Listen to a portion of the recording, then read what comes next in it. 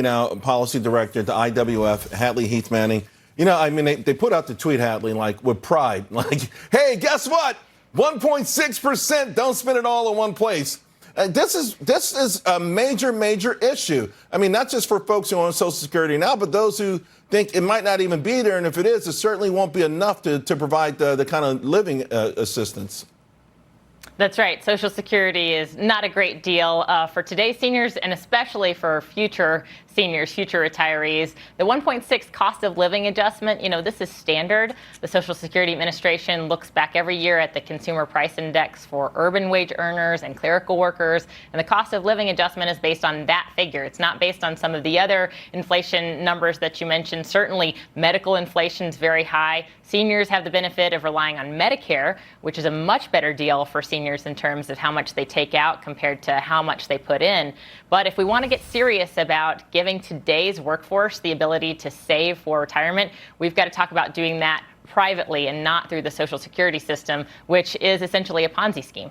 It is a Ponzi scheme when it was developed. Most people don't realize, though, the average woman, I think, lived to about 60. The average man lived to about 58. So the idea from the architects is, let's put it out there, stave off this move of socialism, particularly in Germany, where Bismarck came up with the idea, and never have to pay it out. Well, things have changed.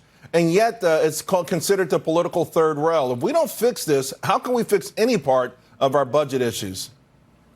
Well, that's right, because Social Security and Medicare payments make up about, more than half of every dollar that the federal government spends every year. So if we want to get serious about reforming our federal budget, reducing our national deficit, reducing our national debt, in the long term, we have to talk about the so-called unfunded liabilities of these programs, and that's the mismatch of how much is going in versus how much is going out. It's not just that people are living longer, because, yes, that's, in many ways a blessing to live a longer life. We haven't adjusted for that difference in longevity. We also haven't adjusted for changes in our population growth. We're an aging population because we also aren't having the same family size. We don't have the same fertility rate. We don't have the same number of workers who are presently in the workforce in terms of the ratio to retirees. So addressing that, I believe, ultimately is going to have to depend on lawmakers being bold enough to say, listen, if you are in the current workforce, let's talk about ways for you to have more control over your health care dollars through Medicare, through reforms that give people greater choice. This is what the Trump administration is trying to do through the executive order that they issued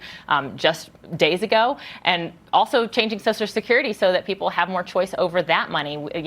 Personalized accounts is sort of an idea that came and went. I believe it was unfortunately sort of an idea that got neglected and never really got acted on. But we've got to talk about giving people more flexibility. It's a huge burden, especially for lower wage workers, to pay into Social Security. It's one of the biggest line items that comes out of their family's budget in terms of taxes. It's the Social Security payroll tax. Apparently, starting next in January, a widowed mother with 2 children will go from making $2,889 a month to $2,935 a month. That's a couple Uber fares, maybe. It's just so fascinating. Do you think, though, that it's like so many other issues that we know are just can't continue indefinitely, that we're going to just have to hit a brick wall one day and go over the proverbial cliff? Or do you think there will ever be political will to truly address this?